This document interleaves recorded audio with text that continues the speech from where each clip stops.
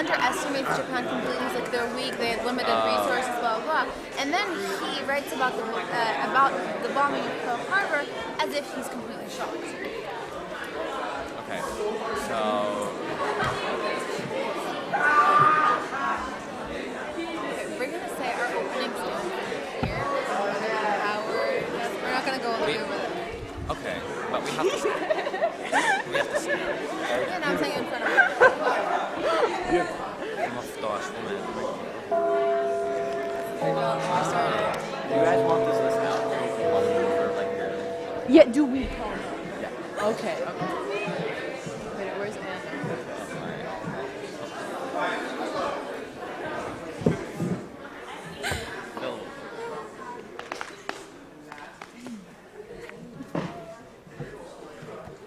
Quickly, Hannah. Everybody rise, please. Good morning.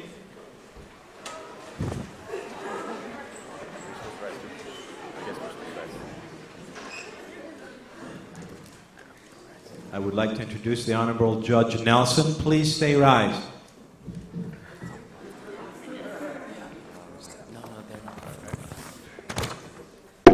You may be seated.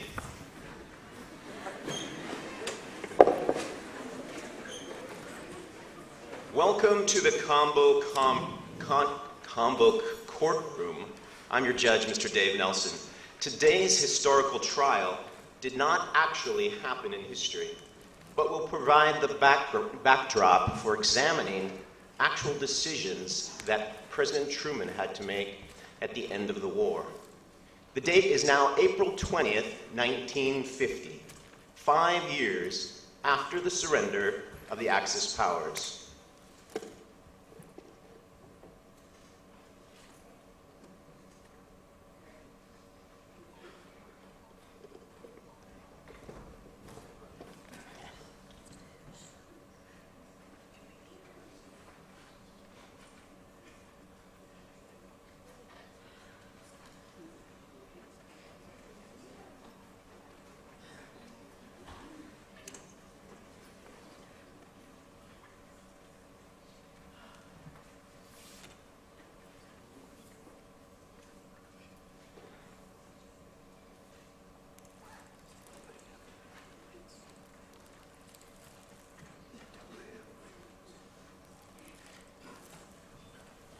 From the Mutual Newsroom in New York, a bulletin from London. A French communique broadcast by the Paris radio said today that a truce has been concluded in the battle for the French Atlantic port of La Rochelle, and that the Germans have returned 175 French prisoners.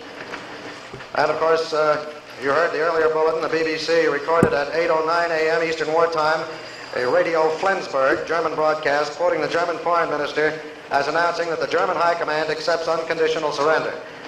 The Flensburg radio on the German-Danish border said the German surrender decision was reported by Count Ludwig Schwerin von Krosigk, German foreign minister appointed only last week. More news as fast as it is received. Now back to the program in progress. Well, Helmut, you were in the Austrian army, weren't you? Good morning from the White House in Washington. Ladies and gentlemen, the President of the United States. This is a solemn but a glorious hour.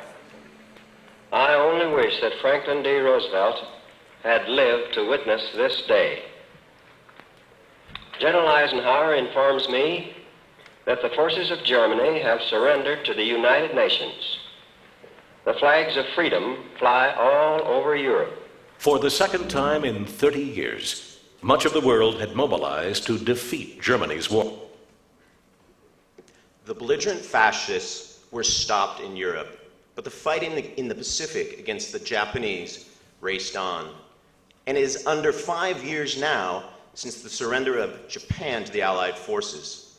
Mr. Harry S. Truman is the sitting president, recently re-elected to a second term in office, after having assumed the presidency of the United States of America after the death of Franklin Delano Roosevelt.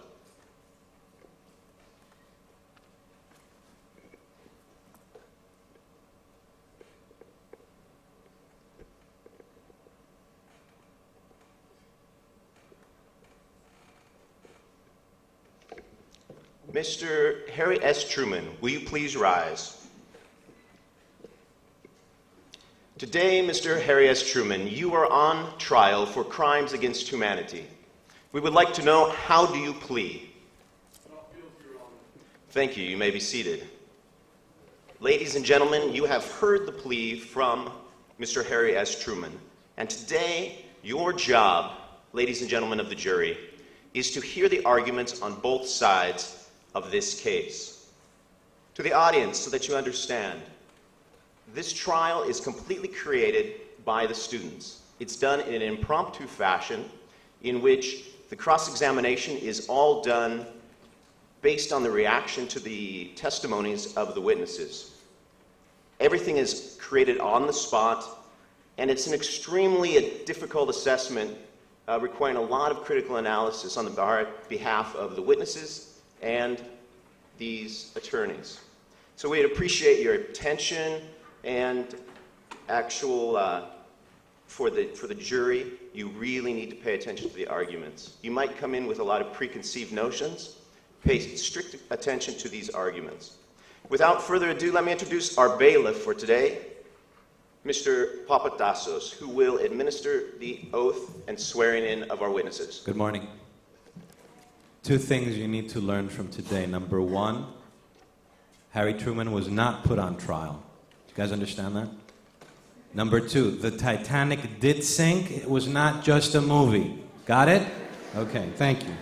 Witnesses, please stand.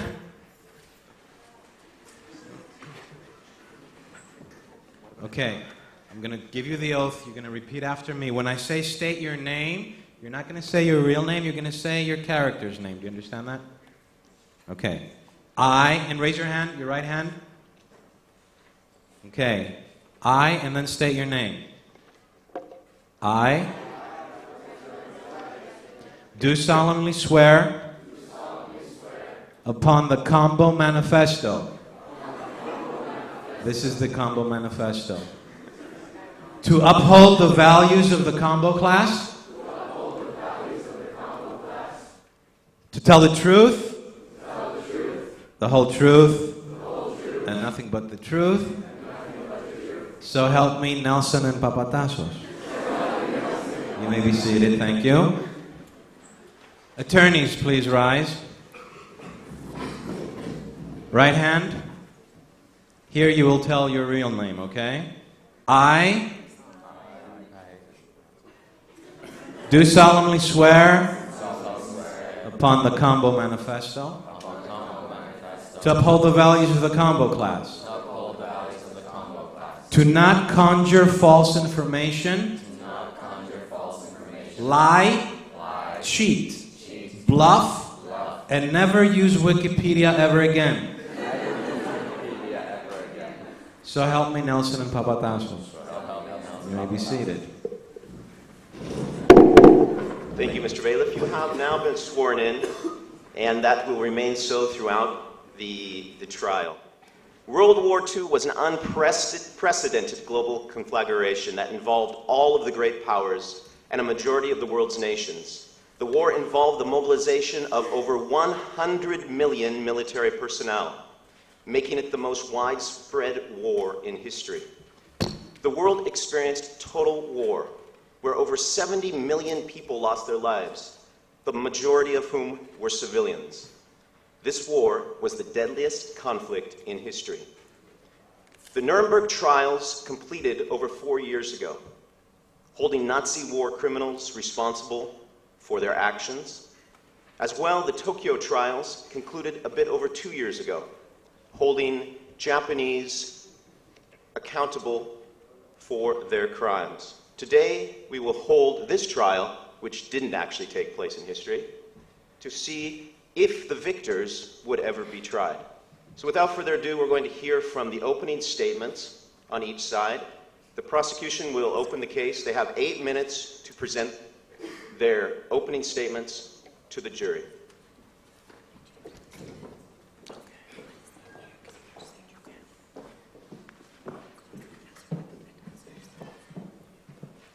Ladies and gentlemen, Your Honor, distinguished members of the jury, we're here today to prove to you that without a doubt, President Harry S. Truman is guilty.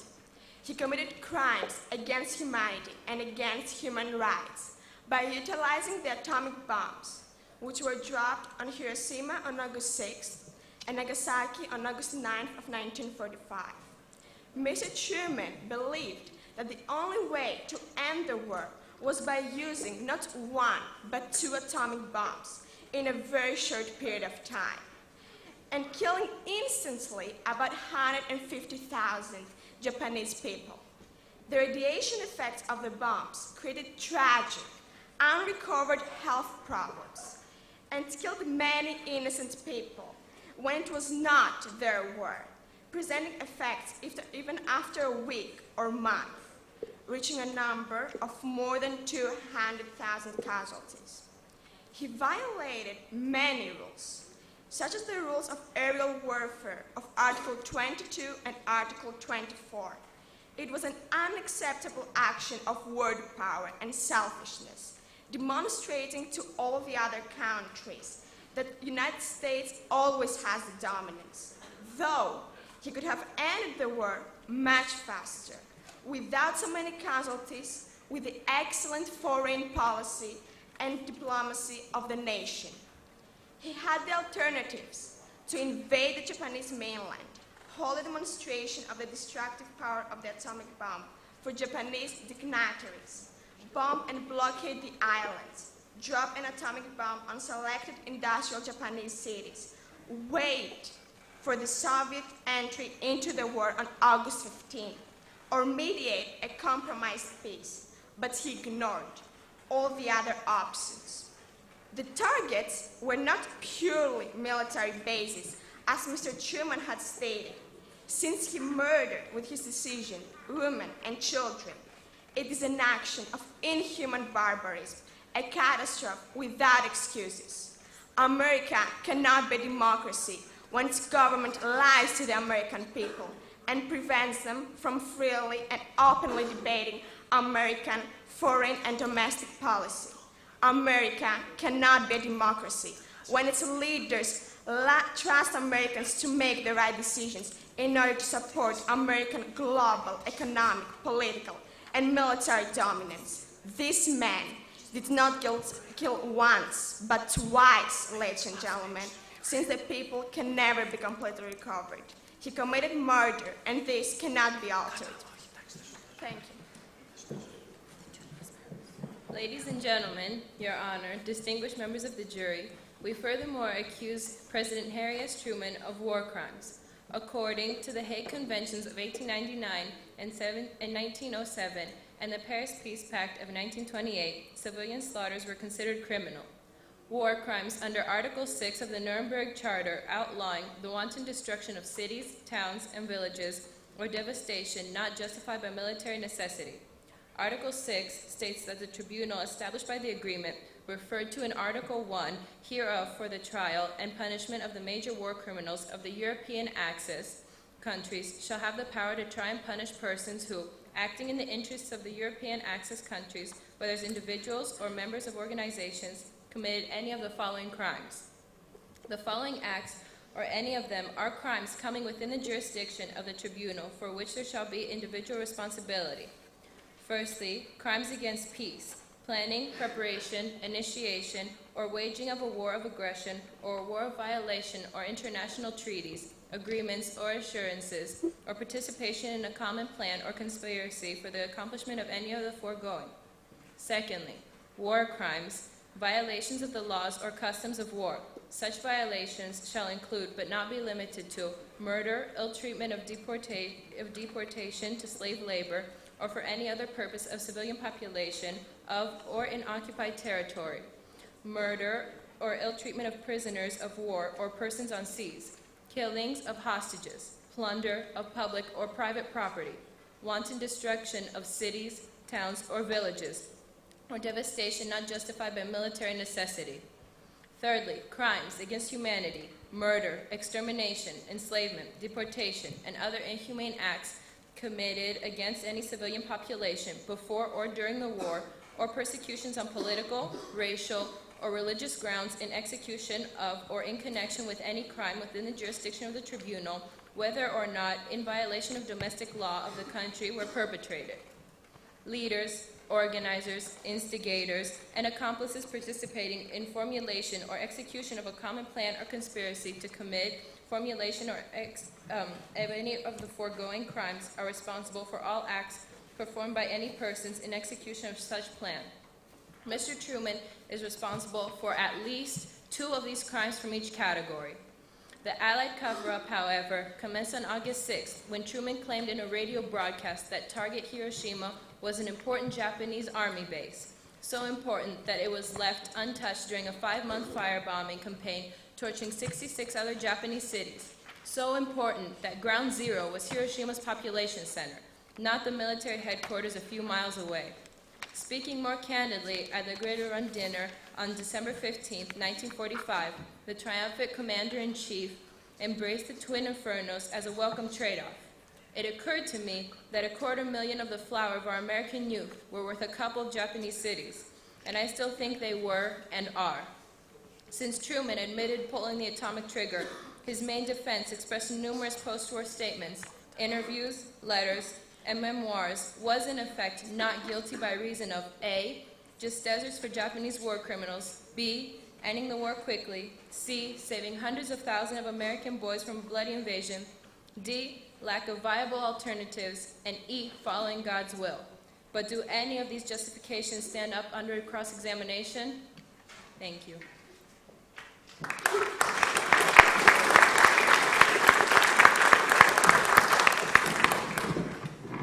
Defense, your opening statement. You have 8 minutes.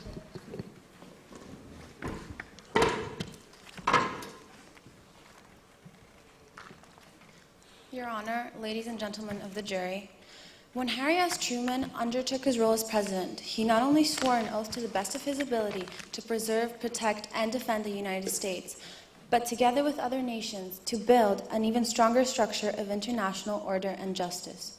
In the critical time of which he assumed his role of presidency, he had 2 choices. One was a full-scale invasion of the Japanese islands, one by one, in a cause that could have costed exponentially more lives, resources, and time.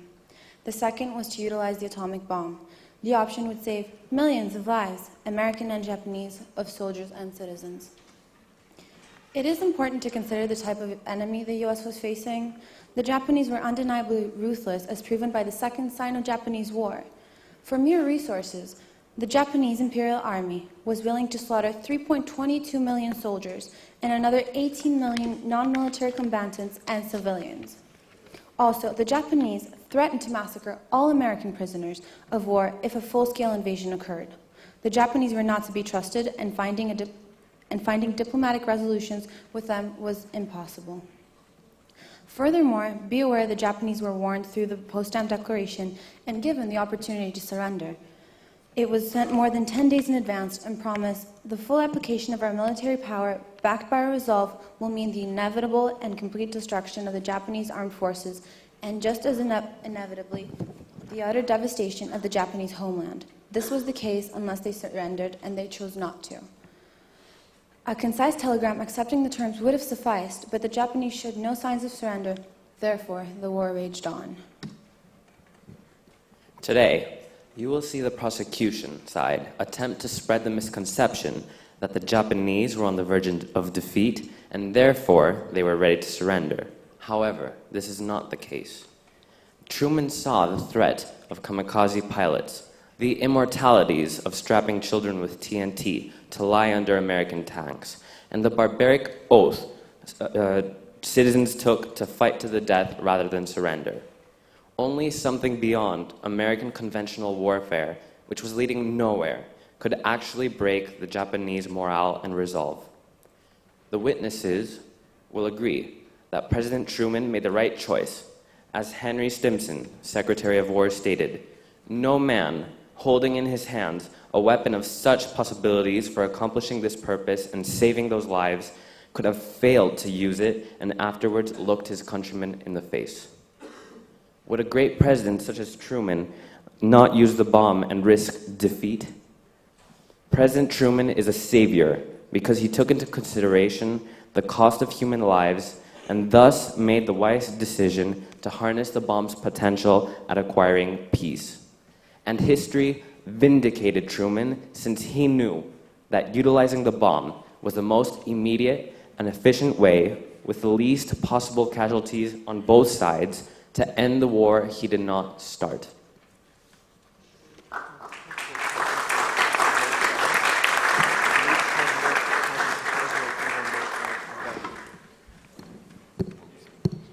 So without further ado, we're going straight to the prosecution case. They will call up their witnesses one by one, and then the defense lawyers will be able to cross-examine.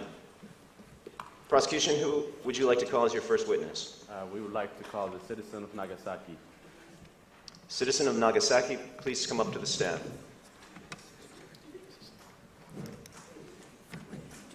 Mr. Bailiff, could you assist, please?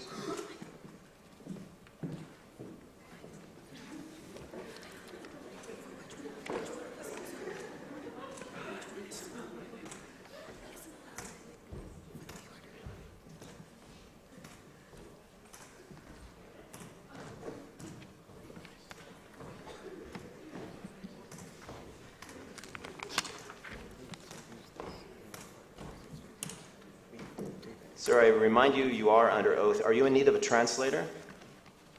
Okay. Your first question. Hello. Who are you?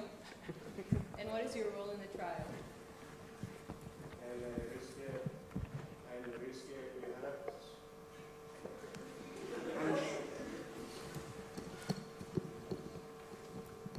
Get the... Thank you, Mr. Bailiff. I am Ryusuke Uehara. I'm a victim of the Nagasaki. What were you doing when the bomb was dropped? I was preparing my fishing boat to go on. It's okay, sir. Take your time.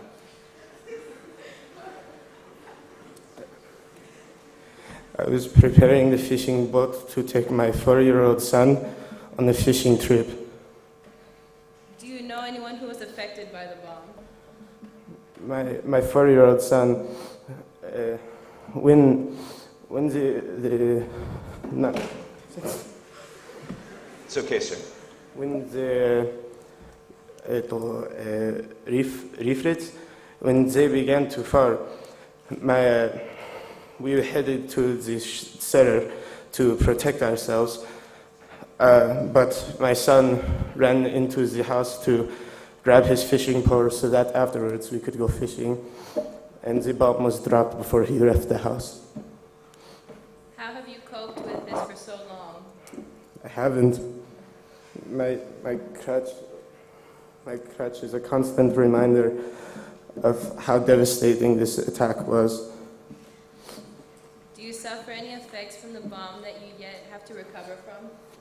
There is a severed nerve in my right leg. I cannot use it. I must walk with the crutch. Do you think the city of Nagasaki will ever be the same? Never. Whenever.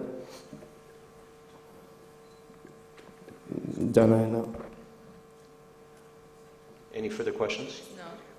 Thank you. Defense, it's your witness. Do you wish to cross-examine this witness? Yes.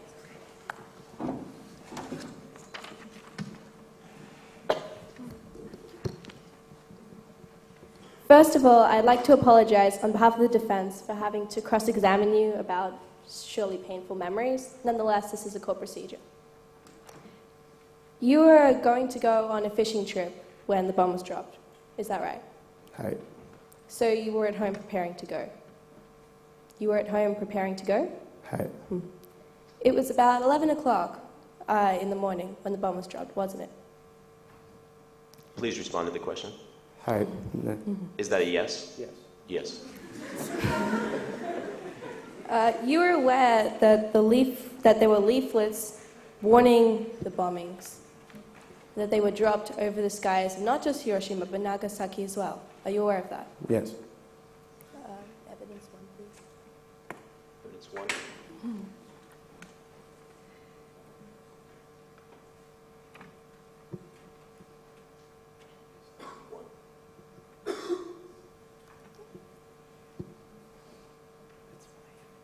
Oh, no, that's... Okay, it doesn't matter. Okay. So you knew about the leaflets that were dropped. Hi. Did you hear about any of the many radio announcements that were also released before the attack? No. So it seems the jury will find this hard to believe, that you saw the leaflets that were dropped, and yet you did not act. You did not try to evacuate. You did not take your son. You did not take your family. I told you we head to the cellar.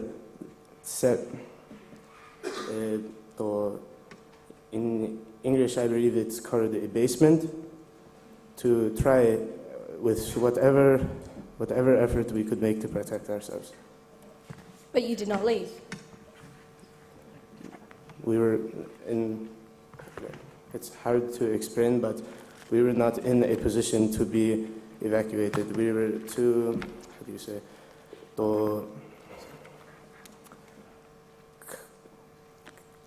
I don't know the English word, but our house was too close to the center. There was no point, no effort, no time.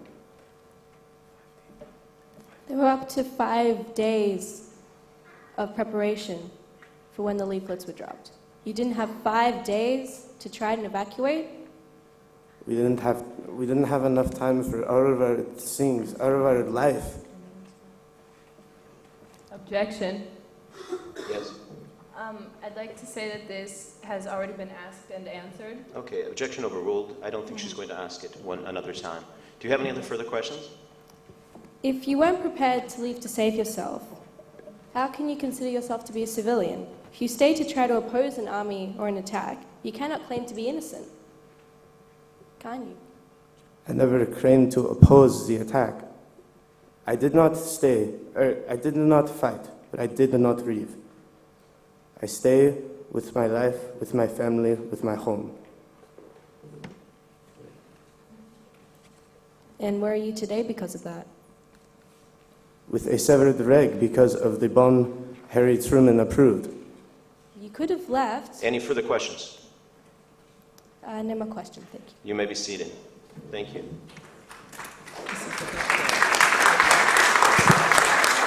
Prosecution, your next witness. We would like to call Otto Frisch, author of The Frisch, to the stand. Mr. Otto Frisch, to the stand, please.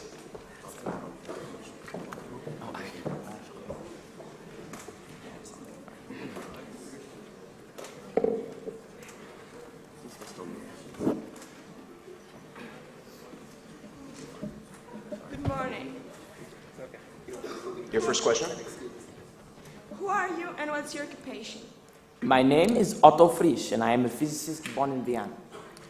What did you do in terms of exploring nuclear physics? I have written a memorandum on the possibilities of building an atomic bomb and what the effects might possibly be. Did you completely determine the full effects of the bombs? No, there were still many effects that we did not completely understand. If we had run more tests on the bombs, we would be able to determine the true consequences of using the bomb. What actions did you take to notify officials about these unknown effects? I tried to notify one of Winston Churchill's advisors, and I believe he did not tell him. But in any case, when I came to the Manhattan Project, I believe Truman had been notified by Albert Einstein and Leo Szilard, my colleagues. Why do you say Mr. Truman must already know what the bomb's effects were still a mystery?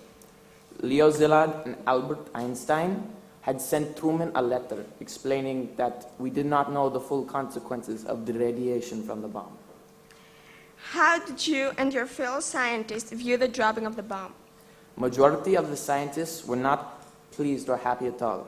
We believed it should not have been dropped, and that merely possessing the bomb was enough threat to the Japanese people, or it was meant to be used on Germany. But, in any case, it was used on Japan. Thank you.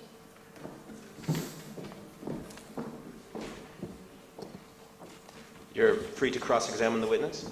Yes.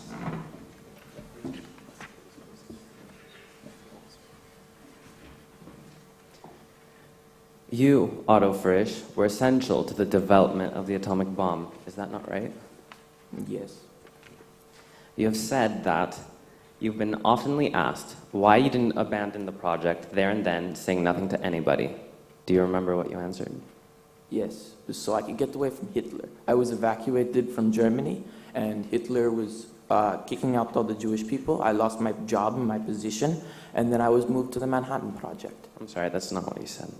What you did say was that the answer is very simple. You were at war, and probably some German scientists had the same idea and were working on it. Yes. Now, does this mean you were able, willing, and motivated to work on the atomic bomb? Yes, maybe, but not motivated, as in like an epiphany. Right. How long did you consider the radiation effects would have lasted for? Well, we did not know how long they would last. You wrote in the memorandum, in the Frisch memorandum, that it would last even for days. Yes. How long did it actually last? I do not know exactly how long it lasted. It was simply an estimate. Well, it's still till today. Do you believe that Truman, in such a critical time of war, is to blame for the knowledge that you, the scientists, lacked? We told him we could find it, and he didn't say anything. No more questions. You may be seated, Mr. Frisch. Prosecution, your next witness. We would like to call Albert Einstein to the stand. Mr. Albert Einstein.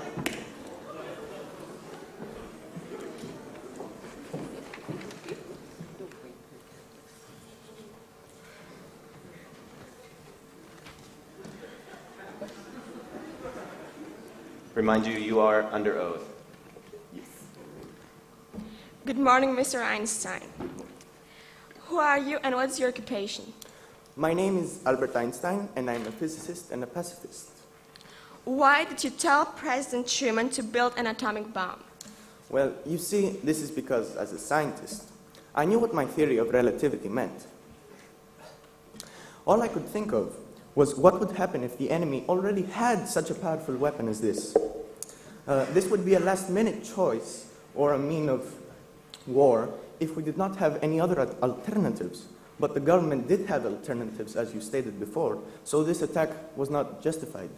As a scientist, what did you already know about nuclear energy? Well, I knew that a very small amount of substance could lead to a huge amount of energy, also known as an explosion. We also know that uranium would be a very good source of this energy. But the biggest source of uranium was in Czechoslovakia, Belgium, Congo, and Canada. What did you know about the bomb from a scientific approach? Well, you see, the truth is that I never expected the large amount of radiation or the toxicity of the bomb. I did not know how long the ecosystem would be damaged as well. To sum up, should the bombs have been dropped? As an experienced scientist, I must say that even though I discovered the theory of relativity, myself or my colleague Leo Szilard never expected such results. We never thought our discoveries would be a threat to the world. My equation, you see, relates mass to the speed of light to make a large amount of energy. Nevertheless, the effects were unknown. President Truman dropped the bombs too early for us scientists to know the destructiveness of the bomb. As scientists, we want to help life, not to take it away. In addition, this bomb was made for a peaceful manner, but because the environment was endangered from war, we had to make a threat. Thank you. Defense, your witness.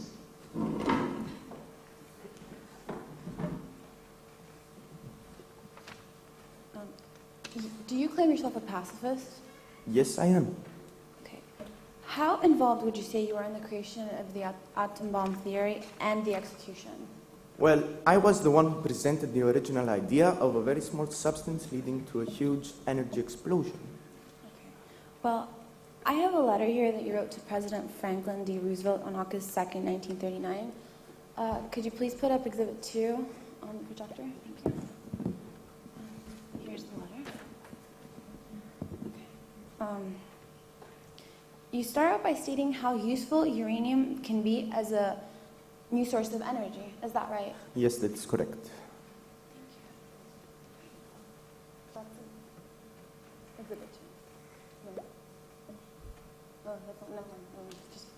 Okay.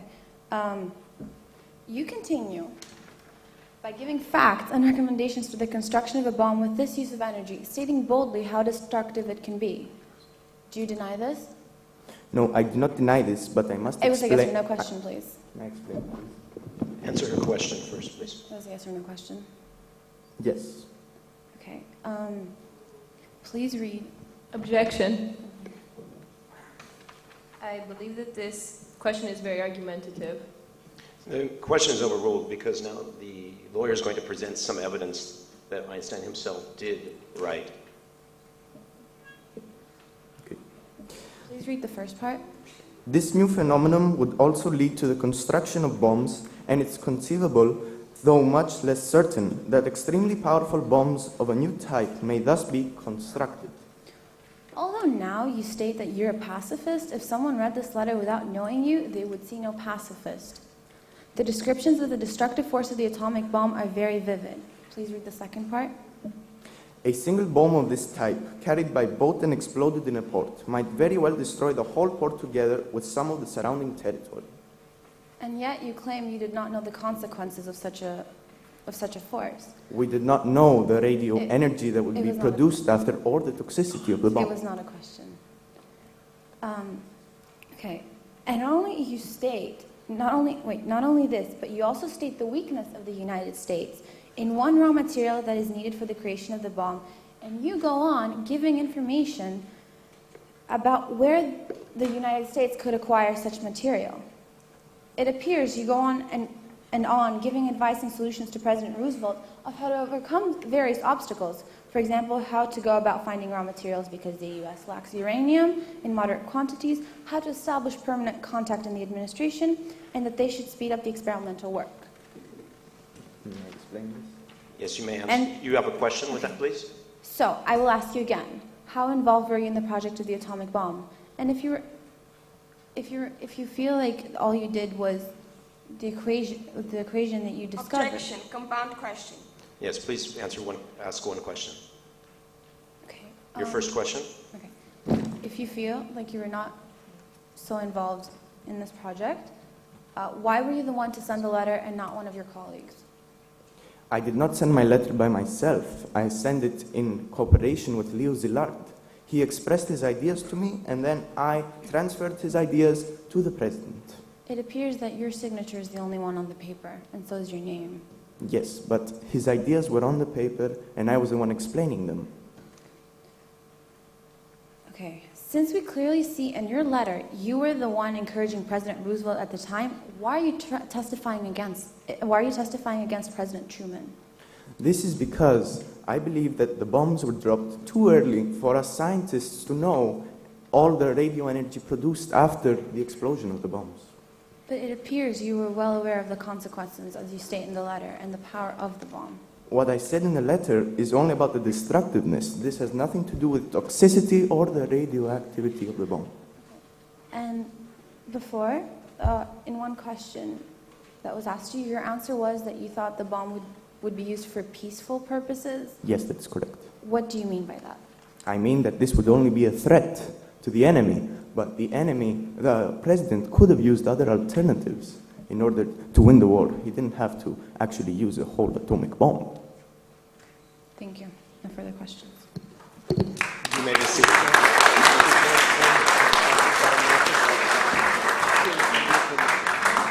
Prosecution, your next witness. We would like to call Leo Szilard to the stand. Leo Szilard to the stand.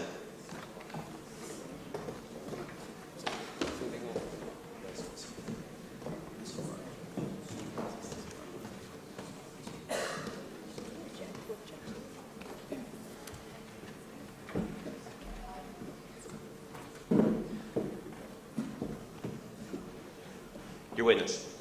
Who are you and what's your occupation? My name is Leo Szilard. I am a physicist, and I was chief physicist in the Manhattan Project in Chicago. What was your role in developing the atomic bomb? I was the first man to understand the nuclear chain reaction and that such a bomb could be built that would be fueled by uranium. Since you were against the A-bomb being used, why were you a part of the Manhattan Project from the beginning?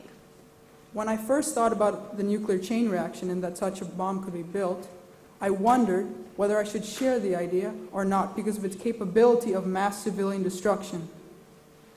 I was against such a bomb being built in the first place. However, since the physicists in Germany were also trying to build a bomb but a step behind me, I had to act. So I decided to get advice from my colleague Albert Einstein.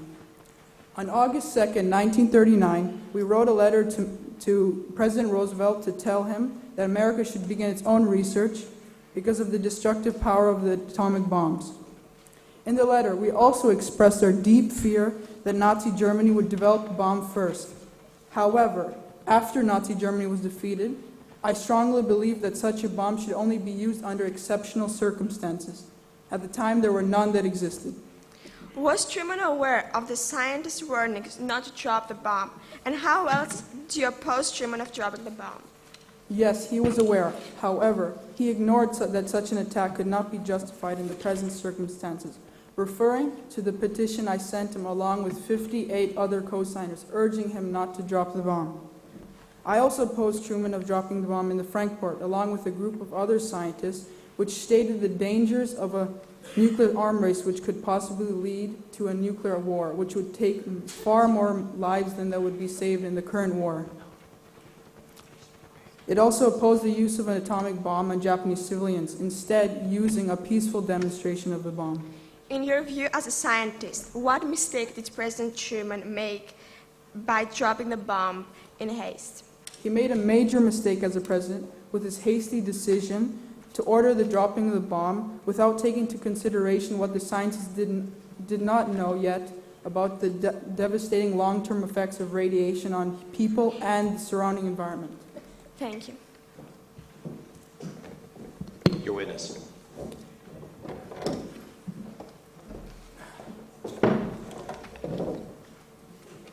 On July 17th, 1945, you sent a letter to the President called a petition to the President of the United States. Can I have evidence number 3 up on... What date did you say? July 17th, 1945. You said, "We, the undersigned scientists, have been working in the field of atomic power. Until recently, we have had to fear that the United States might be attacked by atomic bombs during this war, and that her only defense might lie in the counterattack by the same means." Do you remember writing these words? Yes. Okay.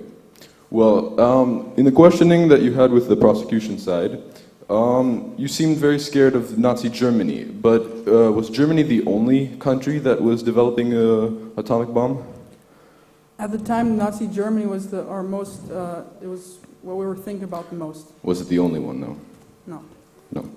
Was Japan, do you know anything about the Japanese nuclear facilities? No, we were not aware.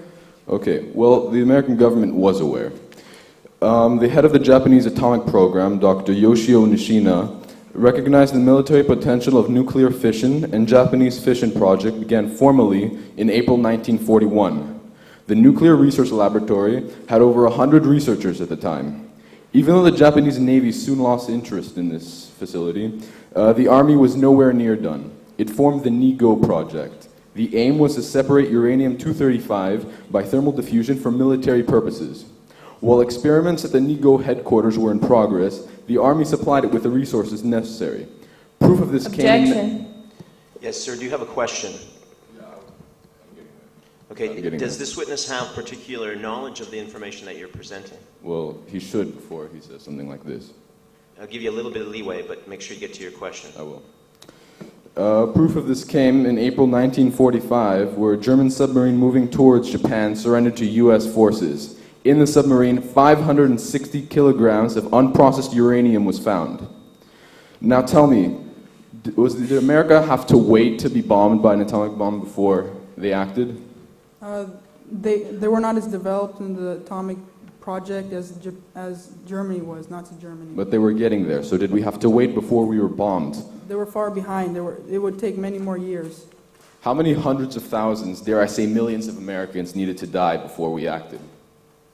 Japan was willing to surrender How can you know that? because in the Potsdam Declaration it did not fully specify about the Japanese emperor and that he would not be harmed. There's no Do you have further any questions. further questions? No further questions. You may be seated. Thank you very much.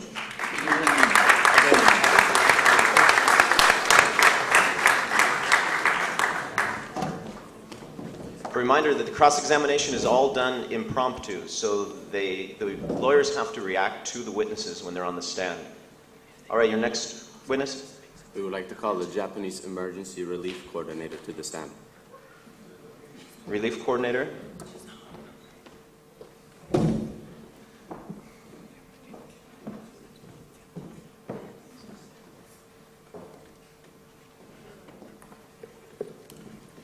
Good morning.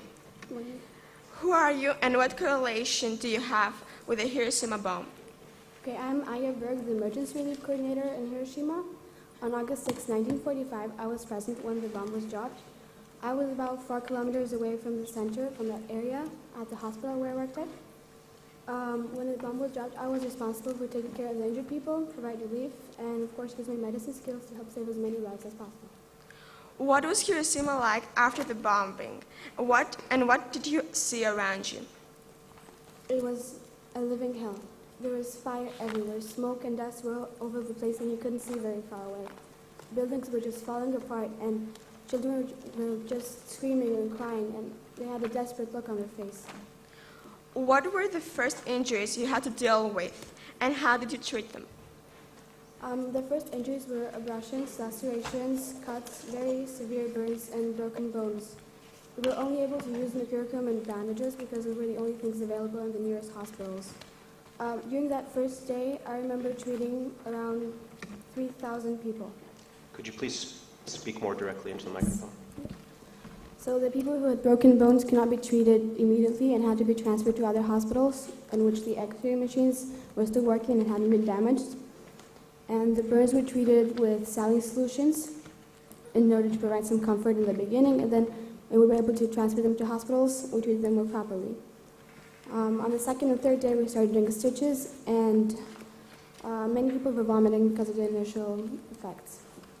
What were the delayed effects of radiation due to the atomic bomb regarding health?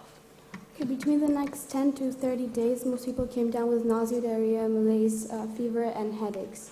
Also, blood disorders appeared, such as anemia, and the white blood cell count dropped sharply. Later on, the burns formed keloid tumors, which is the deep layers of pink scar tissue on the skin. Then in addition, many people began to have eye diseases, in which the opacity of the eyeball changed and the epithelium of the crystalline lens was damaged. This was mostly caused because of radiation. And since 1945, solid tumors were developed, and from 1947 and 1948, leukemia was developed amongst the survivors. How has the health of the people changed after the atomic bomb dropped in Hiroshima? So the life of many people has changed, since they are always going to have some sort of a scar reminding them of that horrible day. Many lives were lost, and many more are going to get lost because of the delayed effects of radiation. Also, many people are not going to be able to do some of the things that they used to be able to do because their body does not allow them to do so any longer. And finally, many people have got to be monitored because they now have anemia or high blood pressure, and this is a very huge and sudden change in their lives. Thank you.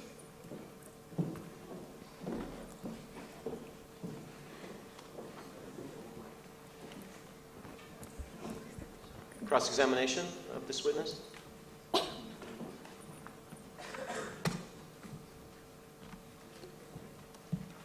Now, obviously, when any weapon is used, there are going to be casualties.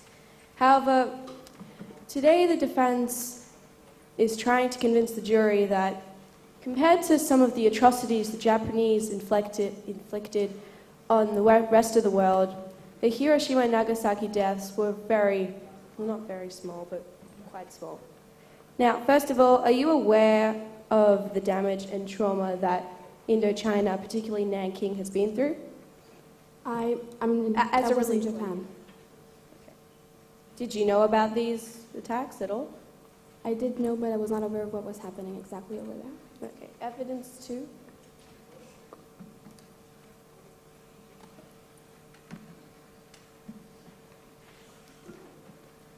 And evidence 3.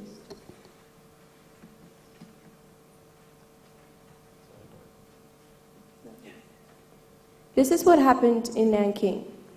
More than 10 million people, civilians, were slaughtered that day. Did you know this? No, and I'm an emergency relief coordinator. I have nothing to do with the government. Your objection?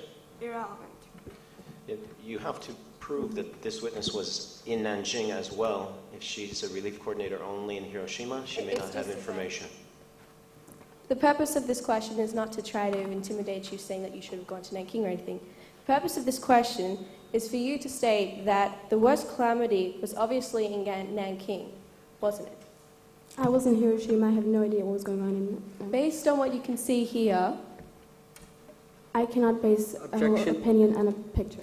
Yeah, I'm going to sustain that objection. I don't believe this witness has that information. Do you have any other further questions? I'd just like to ask the relief coordinator if they can possibly, if the way that the civilians from the Hiroshima, was it Hiroshima or Nagasaki? Yes, Hiroshima. The Hiroshima bombings, were there injuries, anything like decapitation, murder, rape, or anything like that? No. Thank you. I have no further questions. You may be seated.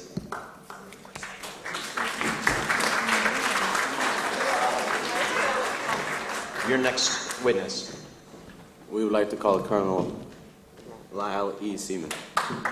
Colonel Seaman, to the stand, please.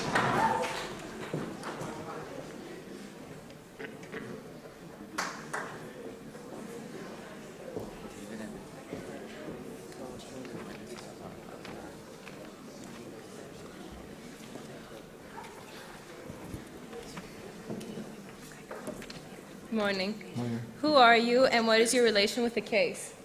I'm Colonel Lyle Seaman. I work for the USA Army, and my priority at the war was at the section of the bombs. There is evidence that you took part in the Target Committee meetings on 10th and 11th of May, 1945, which were top secret meetings. Is this true? Yes, it is. What were the main points which were discussed in these two meetings? The main subject was about the atomic bombs. In detail, there was a discussion about the height of detonatation, the weather and operations, the status of the targets, the psychological factors of each area, and the radiological effects. Okay. Is it true that in the meeting section about the target selection, the actual targets were urban areas such as Hiroshima and Nagasaki, and not military areas, as your superiors had stated before the drop of the atomic bombs? Yes, it is. What do you know about the change of the cities which were bombed? I know that the first city on the list was Kyoto, and after it was Hiroshima, but I don't know the reason they rejected Kyoto. Furthermore, Nagasaki wasn't even on the list, so I assumed that there was another secret meeting that I didn't attend. Okay, no further questions. Thank you. Defense, do you wish to cross-examine this witness?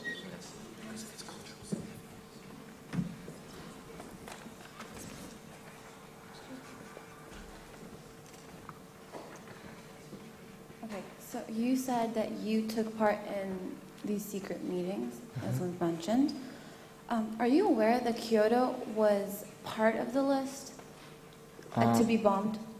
It was the first on the list as a target for bombing, but I don't know the reason they didn't choose it. Okay, well, I can give you the reason. Okay. Kyoto had huge significance culturally. Mhm. That's why it was drawn from the list. Okay. Okay. So, the U.S. had no reason to bomb urban areas because if they did, They bombed Hiroshima, Nagasaki. I'm saying if their goal was to bomb urban areas, they would have included Kyoto. Yet it is known that Nagasaki and Hiroshima were very important industrially, which is why. Do you have a question? Yeah. Yes.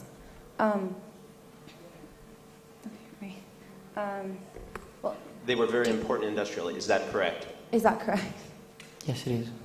Okay, so if they had not been bombed, Japan would have still been able to expand using those two cities. Is that right? Objection. Can you state a question, please? I'm going to sustain that objection, but under what grounds are you objecting? That first of all, it's immaterial. First of all, because you need to state a question. Well, I would say it's immaterial because you're asking for conjecture. You're asking him to assume something that would have happened if something else hadn't happened. So base it on what happened in history, please. I have no further questions. Okay, you may be seated.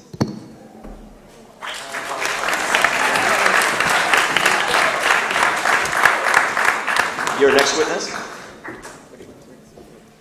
I would like to call upon Paul Nitzi. Paul Nitzi to the stand.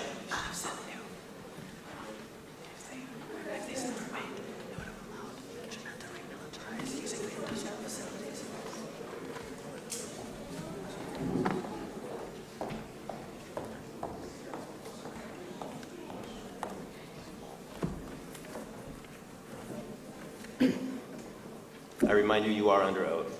Yes. So, Mr. Neitz, what is your affiliation with the dropping of the bombs? I was a vice chairman of the United States Strategic Bombing Survey, which was a study of the effects of all of the U.S.'s air attacks on Japan during the war, including the dropping of the atomic bombs on Hiroshima and Nagasaki. On August 15, 1945, President Truman requested this survey to evaluate the magnitude of air power as a military strategy in order to better plan the future development of American armed forces and to predict future economic policies given the nation's defense. It was published on June 19, 1946 by the U.S. War Department. And who did the strategic bombing survey involve? In September 1945, more than 700 Japanese military government and industrial officials, mainly from Tokyo, Nagoya, Osaka, Hiroshima, and Nagasaki, were interrogated by the officers of the survey, including me.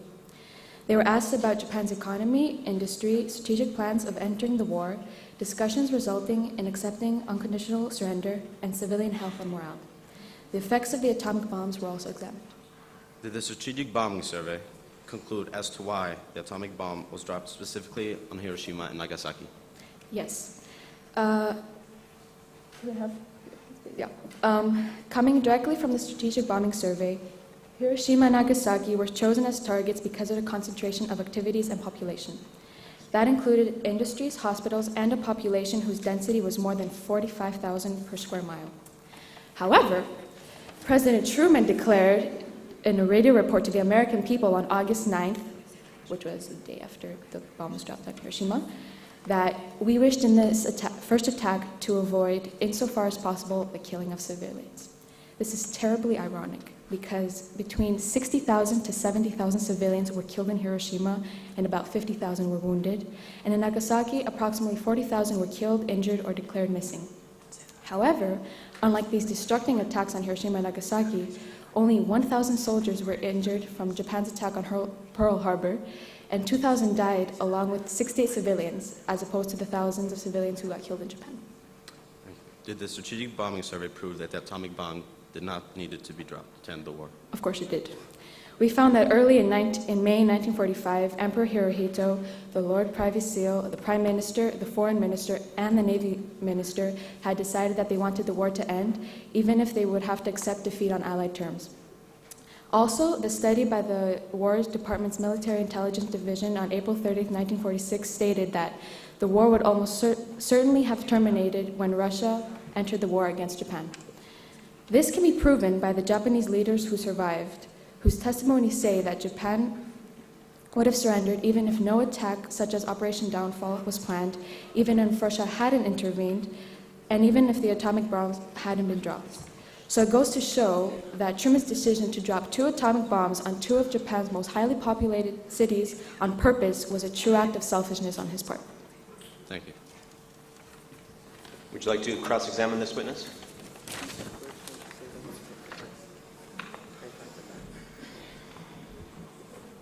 Okay, first I would like to make a reference to the bombing survey that you conducted, in the conclusion, you refer to the Japanese as fanatically determined enemy. What do you mean by this?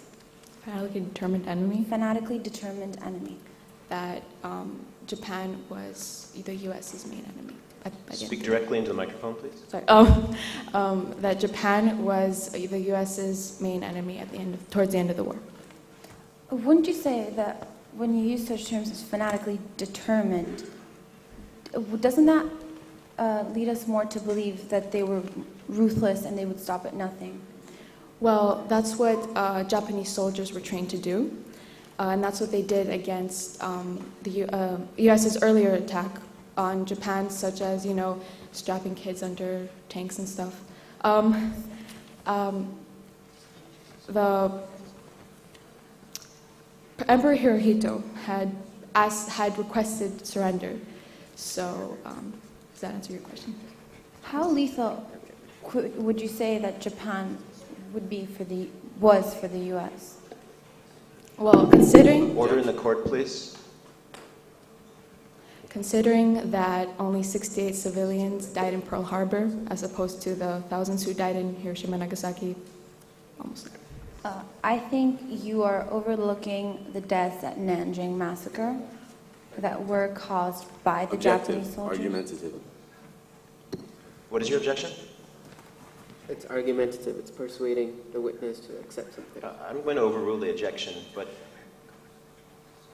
Rena, we'll get to your question, please.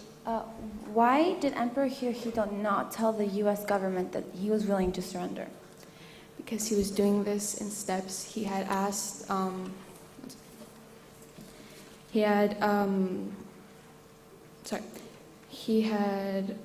Objection. It's irrelevant. I'm going to sustain that objection because I'm not sure this witness would have any information of why Hirohito would make that decision. Yeah. Then base your question on her analysis. For example, how does she have that information? How do you have the information on Hirohito that you referred to before? That he requested surrender. Well, aside from the fact that it was in the strategic bombing survey itself, American officials knew from intercepted messages that the country's leaders were seeking to end the war on terms as favorable as possible in April 1945. Are you aware that Emperor Hirohito received a letter of friendship from Roosevelt? What date? Sorry? What was the date? President Roosevelt sent a letter to Hirohito asking for their friendship a day before Pearl Harbor was bombed. The day before Pearl Harbor was bombed. Okay. I'm talking about the end of the war, like 1945, before America dropped the bombs on Japan. If Nagasaki and Hiroshima had not been bombed, because as I mentioned before, they were they were very industrial cities. And also population dense. Would they have continued to expand militarily on industrial bases? No. The Japanese Navy and Army was destroyed by 1945, and by July, 1/4 of Japanese homes were destroyed, and also the transportation around Japan and the food supplements were almost gone. So I don't see how Japan could attack the U.S. after that. But, okay, well, ignoring that, okay, well, there was a 5-day notice. Civilians were able to evacuate. 5 days should be more than enough for civilians to leave their homes and prepare. Well, the dropping of the bombs, it covered a large diameter, so even if they had evacuated, there was a large chance that they would still be injured and possibly killed. They could have left the city. Well, if you didn't want to kill Objection. civilians... Your question is? Yes, you need to ask a specific question to the witness. Do you believe that a 5-day notice was enough for for the citizens of Nagasaki as well as Hiroshima to evacuate in time so they would not be affected by the bomb? I believe if you didn't want civilians to be affected by the bomb, you shouldn't have dropped them on two of the most high population dense city of Japan.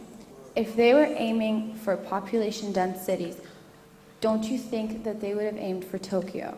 I think they would have still aimed for Hiroshima and Nagasaki because, Tokyo had a high population as well, but so did Hiroshima and Nagasaki. So. Objection. Your question is based on an opinion, not true facts. No, this is an expert witness that you called to the stand, so we're going to overrule that objection. It is a fact that... Do you have any other questions? All right, you may be seated.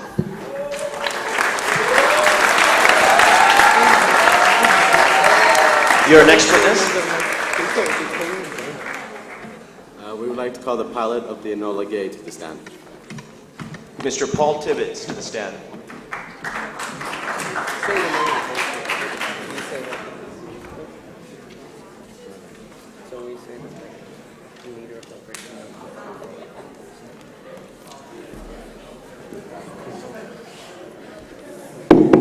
Order in the court, please. Thank you, Mr. Tibbets. You are under oath. Hello, who are you and what role did you play in the dropping of the bomb? My name is Paul Tibbets. I'm 35 years old and I'm a Brigadier General in the U.S. Air Force. What was what was your role in dropping the first atomic bomb from the air? I was piloting the Enola Gay, which on August 6, 1945 at 8:15 a.m. dropped Little Boy at 1,800 feet over the city of Hiroshima. What did you feel after the dropping of the bomb? Let's take a pause for a second, just as they leave the...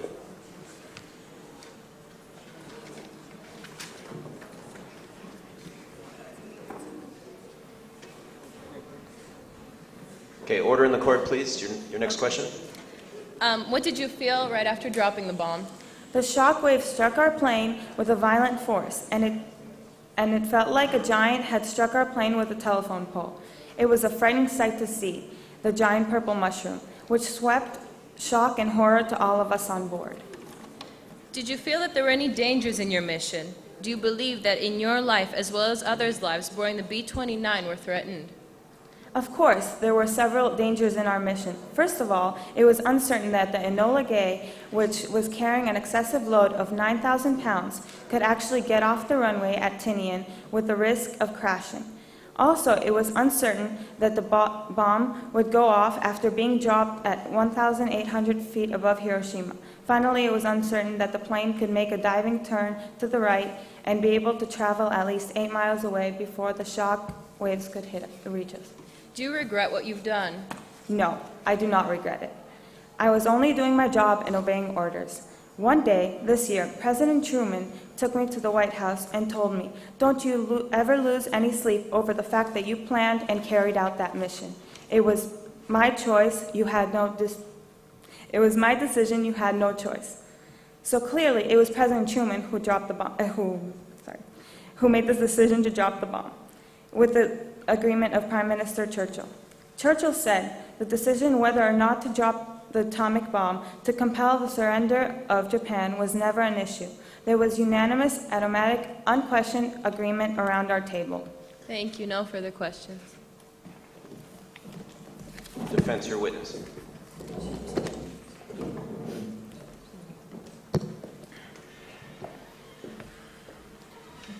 Okay, so from what you just said to the prosecution attorneys, I take it that you were against the drop of the atomic bomb. Is that correct? Yes. And you knew how powerful the bomb was when you dropped it? No. No. So you were not present at the first atomic bomb test at Alamogordo? Yes, I was. You were present? Yes. You were not present. You can she was not present. repeat the first question, please. She was not present at the first atomic. Objection. May we see evidence of that, please? Yeah. I'll prove it because between May and July of 1945, Paul Tibbets flew back and forth from Tinian to the United States 3 times to persuade Objection. I don't want you to read it. I want the evidence. Excuse me. You present it to the judge, please.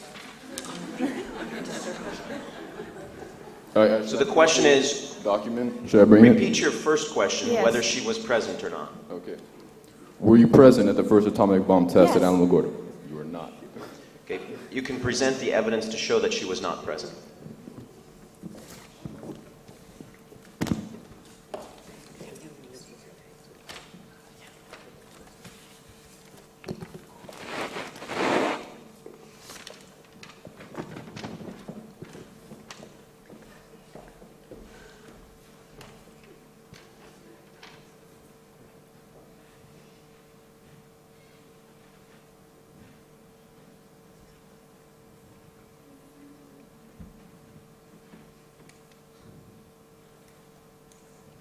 This evidence does show that you were flying back and forth and you missed the first atomic bomb test.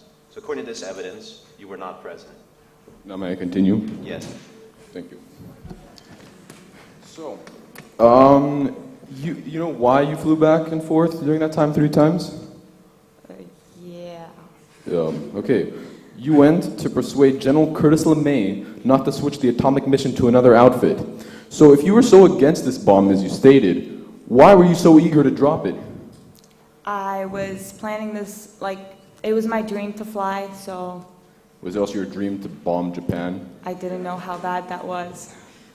You said you knew how powerful it was, though. After the dropping, yeah. So, no further questions. Thank you. You may be seated.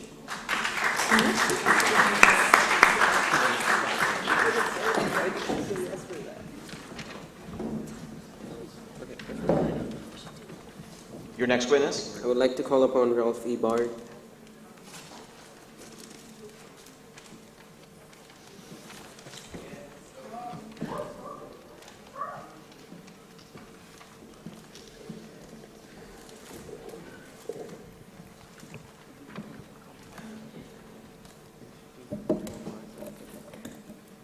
Mr. Ralph Bard, your first question.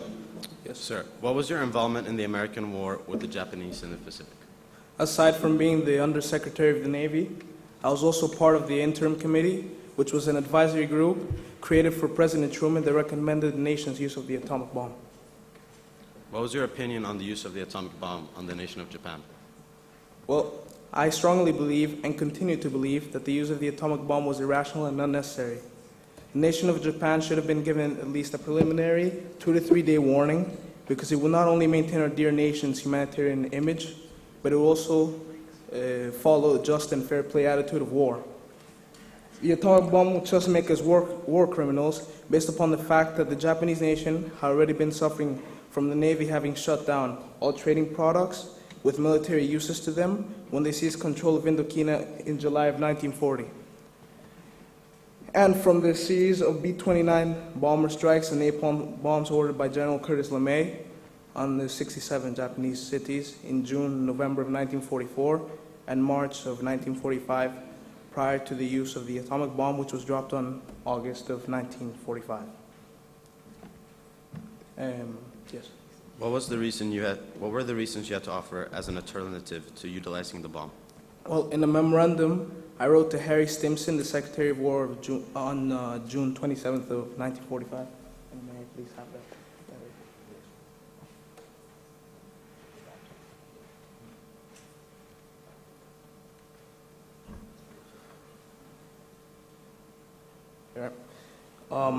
I expressed the various options our nation had to force Japan to surrender. I mentioned how we should have told Japan about Russia's intentions of engaging war against them, and having the President regard the Emperor of Japan's safety following unconditional surrender. After all, President Truman was aware of the importance of the Emperor to the Japanese citizen.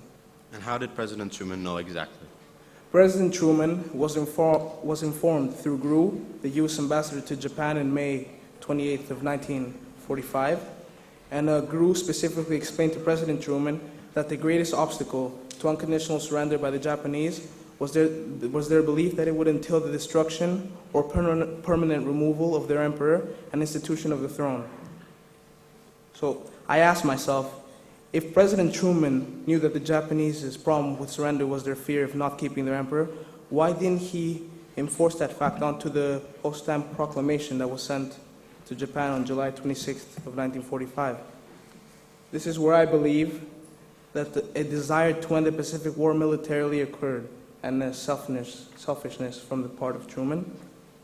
If this single act had been done, the Soviets wouldn't have had to enter war with Japan, and we wouldn't have dropped the atomic bomb and perhaps promoted a future race for atomic armaments. Thank you. Your witness.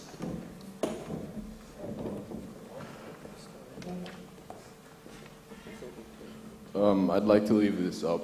This is evidence for us as well. So on June 27, 1945, do you remember writing the words where you said up there that they should be giving 2 to 3 days in advance of use of the bomb? Yes. Well, leaflets were dropped, 5 million leaflets were dropped on the cities that were on the list to be bombed, stating the power of the bomb, and then they should be immediately be evacuated. It was not 1 day, not 2 days, not 3 days, which was the maximum of what you said. It was 5 days. Yes. So that it was irrelevant what you said. Objection. Your question. So, did Truman not fulfill your expectation upon that? Well, I guess, Yes or no? Can you please repeat the question? Did President Truman fulfill your expectation for this? Yes, according to your information, yes. Yes. Yeah, indeed. In addition, you said that the president might care to make with regard to the Emperor of Japan and the treatment of the Japanese nation following unconditional surrender.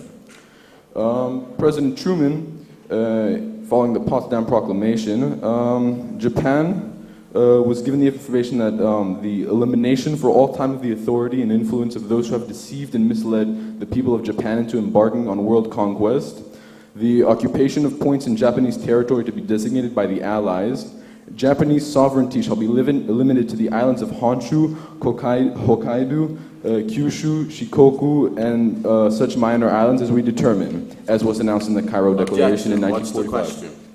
I'm giving him the information that he wanted. He didn't ask for information. Your objection is overruled. Get to your question now, though. There's one more point. The Japanese military forces shall be completely disarmed, and stern justice shall be meted out onto all war criminals, including those who have visited cruelties upon our prisoners. Now I ask you, since President did what you asked in this memorandum, why are you so against it? Well, first of all, because you can't expect people from leaflets to know that the bomb was gonna be dropped. Not everybody could have known. Why not? Well, not many people could. Not every single citizen could have been notified. Was 5 million leaflets on the city not enough? No further questions. You may be seated.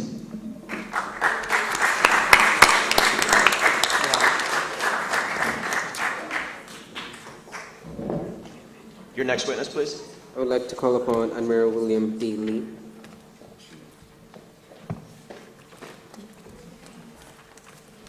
After this witness, we will take a 5-minute break just inside the theater. Admiral Leahy, you are under oath. Yes. For the record, please state your full name, rank, and your role in regard to the war with Japan. I'm Fleet Admiral William D. Leahy, head of Joint Chief of Staff and close advisor to both former President Franklin D. Roosevelt and President Harry Truman. Please explain why the atomic bombs were unnecessary for the United States victory. It is my understanding that Japan was defeated as an enemy to the United States prior to the use of the atomic bomb. I believe that the atomic bombs are unnecessary because of the huge loss of lives, including innocent women and children, when in fact the war with Japan was essentially over. Our military was in control of the surrounding islands, which Japan is dependent on. Japan could not transfer their troops, materials, or food to their mainland. The fact was that the only way food could be transported to the mainland was through railroads, which we had already bombed completely, cutting off Japan's supplies. With our successful military bombardments on Japan's military bases and their major industrial areas, we disabled their army, and their economy. Understand also that with this complete alienation of Tokyo, our planned full frontal attack would have ensured the defeat of the Japanese military. Admiral Lee, from your experience, please explain why initially Japan refused full unconditional surrender even after the first atomic bomb, and how would a frontal attack have been more successful? I believe that the refusal to surrender initially is part of Japan's nature. It is their culture. From my point, even before the full frontal attack was suggested, Japan was looking for some way to surrender with minimum loss of faith. My understanding is that with a full frontal attack established, Japan would have been too weak to even pose a threat to the United States. I'll remind you that our military had intercepted communications between the Japanese ambassador and foreign minister, which clearly indicated that Japan's government was looking for a way to surrender. After the first atomic bomb in Hiroshima, President Truman waited 3 days before dropping the second bomb. After the second bomb was dropped, it took 4 days for Japan to submit their unconstitutional surrender. The horrific tragedy that occurred no doubtably sent Japan into great shock. I believe that this was a natural response for their culture, and under the immense circumstance of the horrific tragedy the country was suffering. Please explain to the courtroom why you hold President Harry S. Truman accountable. There must be accountability for actions in every circumstance. It is not the United States military code of conduct to take the lives of innocent women and children to destroy whole countries. The responsibility in this circumstance falls to the commander-in-chief. It was ultimately President Harry Truman's decision to call for the order to the drop of the atomic bombs. Yes, he did listen to advisors with opinions prior to making the decision, but the ultimate responsibility was his alone. He had to give the order. I want it fully noted that President Truman acted with disregard to my advice, which was to use ground force and sea blockage, cutting off the supply to Japan. Me being the chief in staff, the voice of the military should have weighed more heavily on the final decision. Had President Truman followed my suggested course of actions, hundreds of thousands of lives would have been saved, and we would not be here today. One cannot argue for President Truman's ignorance at only being in office for 4 months, because he was made fully aware of the situation and knew the full ramifications. I understand that the prosecution has shown many scientists that have worked on the Manhattan Project, and they can testify that President Truman was fully disclosed on the massive destruction properties of the atomic bomb prior to his decision. This was not an honorable military action. Our military has been disgraced, and we have betrayed the code of ethics. There is no honor in killing innocent women and children. Thank you. Your witness.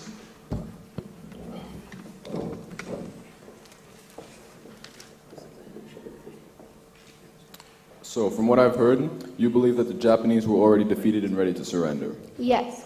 Well, as weakened as they were, the philosophy of Japan of death before surrender made it extremely hard for America. In Saipan, mothers clutched their babies and hurled them over cliffs rather than be taken prisoners. 2 out of every 3 civilians committed suicide. Another enduring image of total sacrifice is the kamikaze planes, a pilot plowing his plane packed with high explosives into an enemy warship. This type of crazed and mindless destruction shows that the Japanese were nowhere near done. Now, if I could have evidence 1 on the board.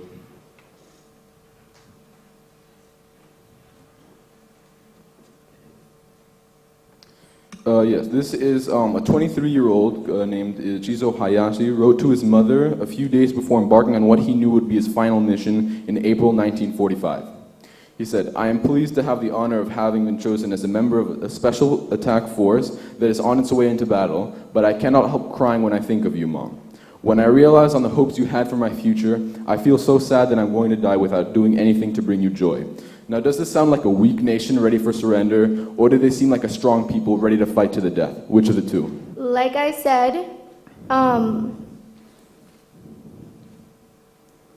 that it is the Japanese, in the Japanese culture, they do not surrender. That's my point.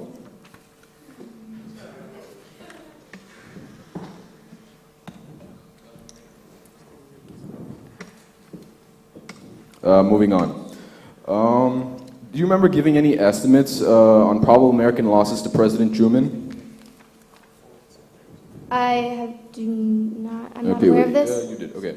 Your estimate stated that the 767,000 American soldiers who would comprise the landing force were already greatly outnumbered 3 months before Operation Olympic, or the invasion of Japan, would actually begin. By November, Japanese troop strength could easily double or triple, making between 500,000 and 1 million American deaths conceivable. You also stated Your question, that is that true? Yeah, is this true? You also stated that 35... She has to answer the question. Okay. He has to answer the I question. need to add something, that's why. What's your question? You also said that 35% of the American forces would die. Is this true? Yeah, Yes. You said this. Okay. Well, now, after all this, how could you knowingly support the invasion of Japan? Did you want all these young, innocent American boys to die in vain? If you were a patriot like President Truman is, you would have made the same choice. But from what I've heard today, I'm not so sure you are. No further questions. That wasn't a question. You may be seated. We will take a 5-minute, literally a 5-minute recess so that we stay on schedule. Stay in the auditorium area or in the restroom. We will adjourn for 5 minutes. Oh, wait. Oh, you're right. I'm not next. Yeah. Arrest, get here.